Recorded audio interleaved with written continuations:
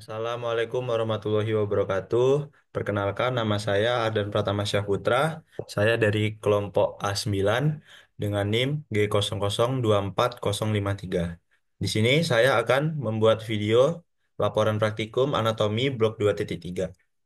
Baik, kita mulai. Sini ada kasus seorang pria berusia 65 tahun bernama Tuan A dibawa ke instalasi gawat darurat oleh keluarganya karena mengalami kelemahan mendadak pada lengan dan tukai kanan sejak 2 jam yang lalu. Selain itu, keluarga pasien melaporkan bahwa pasien berbicara terbata-bata, sulit menyusun kata-kata, dan tampak bingung ketika diajak berbicara. Tidak ada riwayat trauma kepala sebelumnya. Next. Pada pemeriksaan fisik ditemukan adanya hemipares sisi kanan, terutama lengan lebih berat dibandingkan tungkai. Terus ada refleks sisi kanan meningkat dan terdapat Babinski sign positif di sisi kanan. Hilangnya sensasi nyeri dan suhu pada sisi kanan tubuh, termasuk wajah kanan. Saat diminta menjulurkan lidah, lidah pasien menyimpang ke arah kiri. Lalu yang terakhir ada pasien tampak kesulitan berbicara seperti motorik, afasia non-fluent, tetapi memahami struktur sederhana. Riwayat medisnya, pasien menunjukkan bahwa pasien merupakan perokok aktif, memiliki hipertensi dan diabetes mellitus yang tidak terkontrol.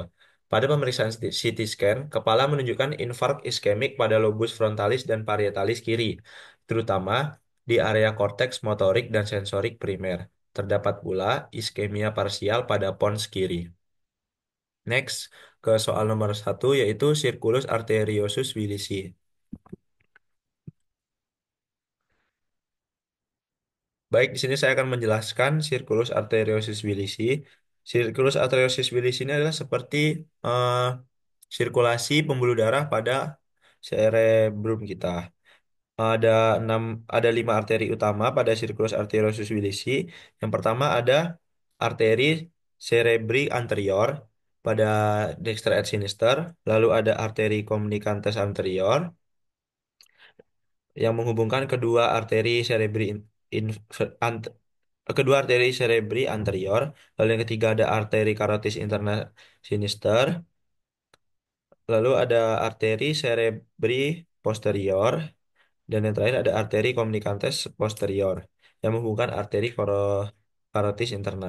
Di sini terlihat ya, ada arteri carotis interna, ada arteri communicating anterior, dan juga ada arteri vertebralis.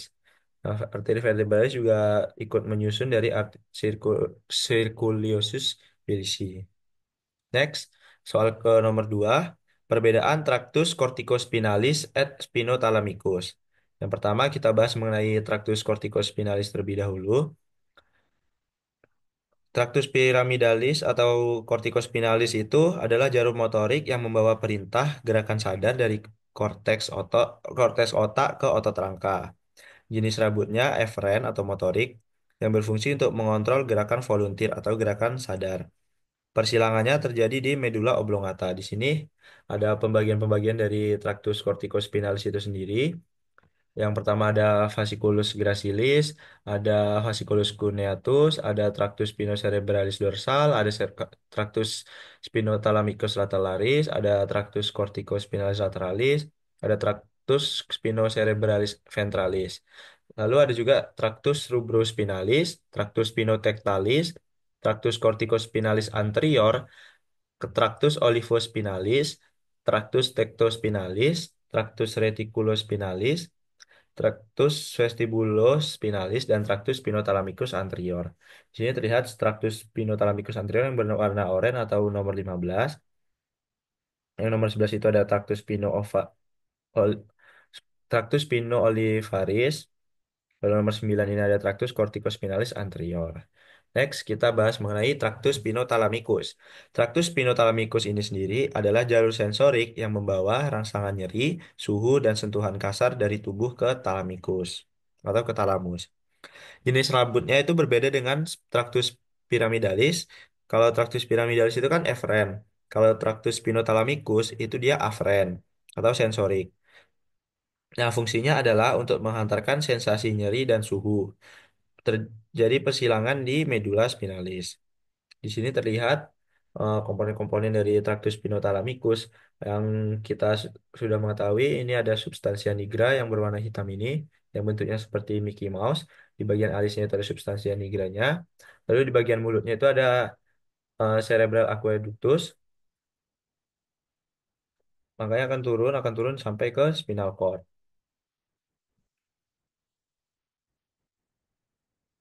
Next, kita masuk ke pembagian trunkus cerebri. Trunkus cerebri ini sendiri terbagi menjadi tiga, mesenpalon, pons, dan medula oblongata. Pertama kita akan membahas mengenai mesepalon. Mesencephalon. Mesencephalon sendiri ini memiliki tampilan yang khas seperti Mickey Mouse ya. Di sini terlihat di bagian alisnya atau bagian yang berwarna hitam ini ada substansia nigra. Mengapa dia berwarna hitam? Karena substansia nigra ini adalah penghasil dopamin atau hormon kebahagiaan. Lalu ada di bagian mulutnya ini ada aqueductus mesencephaly. Lalu yang di bagian bawahnya ada rectum mesencephaly. Yang di bagian telinganya ini ada pedunculus cerebri yang dibagi menjadi dua, yaitu crus cerebri yang di bagian telinga dan tegmentum mesencephaly yang di bagian seperti kelopak mata dari mesencephalon ini sendiri. Lalu di bagian sininya itu ada fossa interpendicularis. Nah, mesencephalon ini sendiri terletak di paling atas di bawah talamus yang berfungsi untuk mengatur gerakan motorik halus eh, dan juga refleks penglihatan dan pendengaran. Di sini akan keluar nervus cranial 3 yaitu oculomotoris dan 4 trochlearis.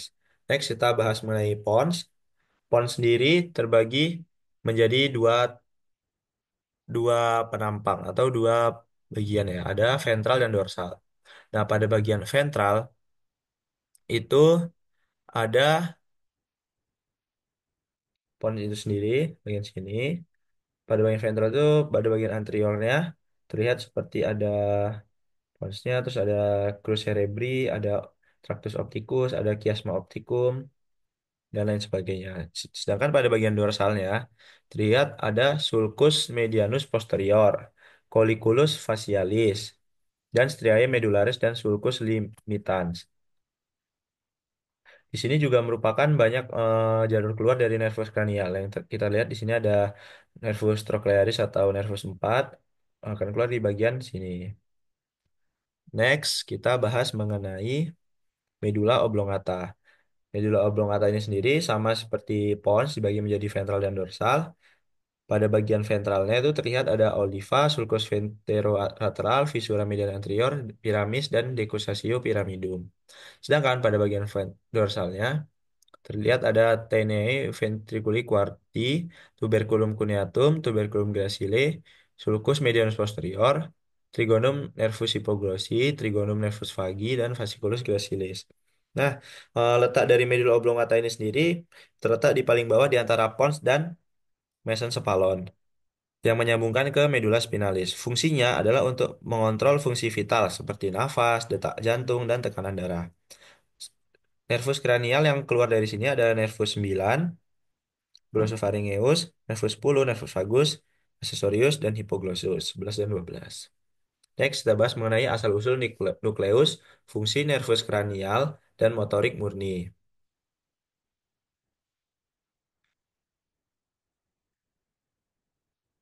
Oke, di sini kita akan membahas mengenai tempat keluar dari nervus kranial itu sendiri. Di sini terlihat ya, yang berwarna biru ini ada tempat keluar dari nervus trigeminal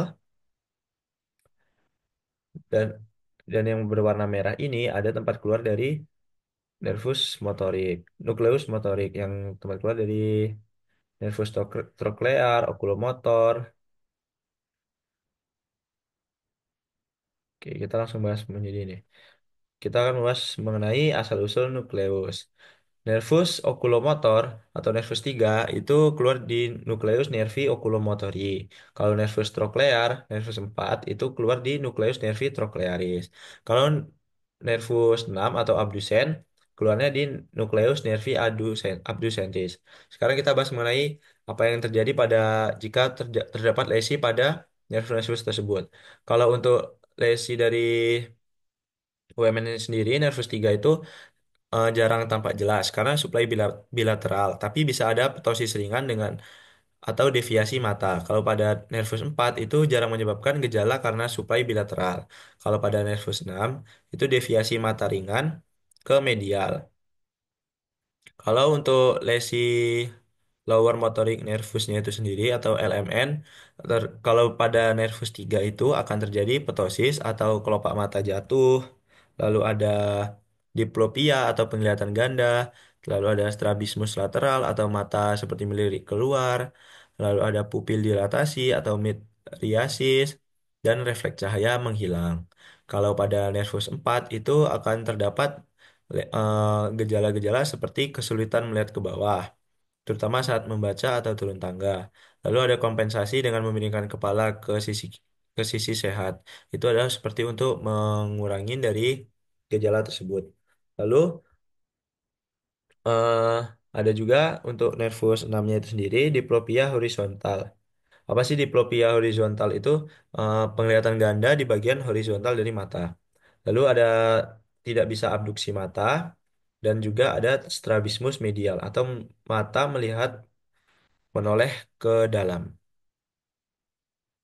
Next, kita bahas mengenai area Broadband. Area Broadband ini ada banyak, cuman yang utama atau yang gampang untuk kita ingat yaitu ada area 4 untuk mengatur gerakan sadar atau korteks motorik primer. Area 1, 2, dan 3 itu korteks sensorik primer untuk menerima rangsangan dan sentuhan dan suhu. Lalu ada area 17 itu korteks visual primer sebagai penglihatan. Untuk area 41 dan 42 itu adalah korteks auditori primer atau pendengaran. Kalau untuk 44 dan 45 itu area Broca atau untuk produksi bahasa atau berbicara. Area 22 itu adalah area Wernicke untuk pemahaman bahasa. Di sini itu kan tadi yang saya sebutkan itu yang primer-primernya saja ya. Tapi kalau yang seperti mendetailnya juga banyak. Di sini area Wernicke itu tadi adalah di bagian ini ya. 39, 40, dan 41. Oke, kalau untuk dari 1, 2, 3, dan 43 ini adalah disebut dengan area primary gustatory area. Lalu ada di sini 8 itu area untuk frontal field area atau penglihatan area bagian frontal.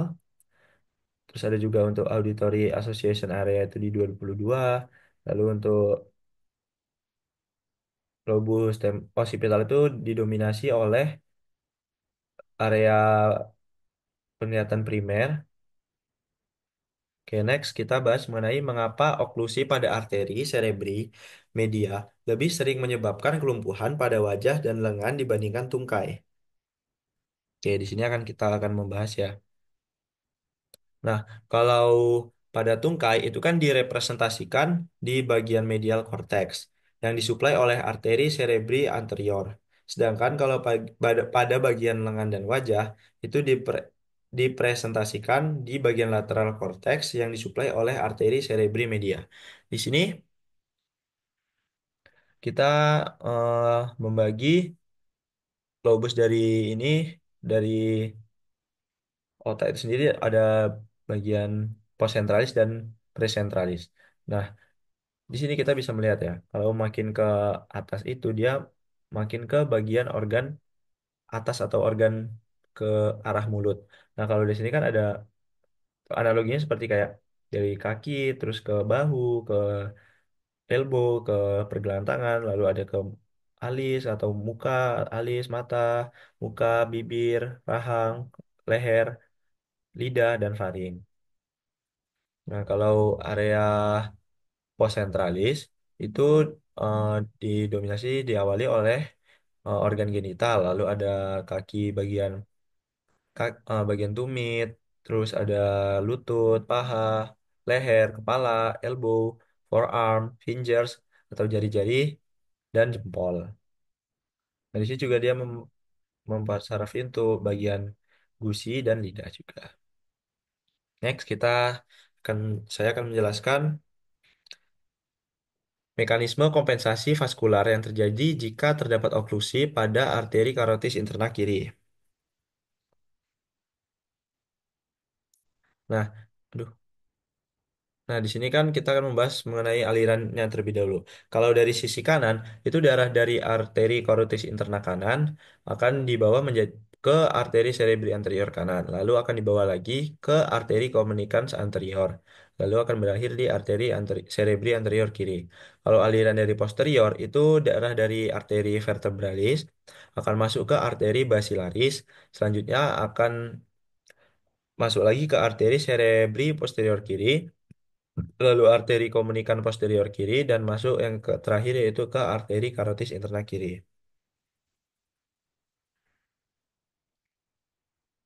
Oke, sekian penjelasan mengenai laporan praktikum dari saya. Apabila ada kekurangan mohon dimaafkan. Wassalamualaikum warahmatullahi wabarakatuh. Terima kasih Mas dan Mbak.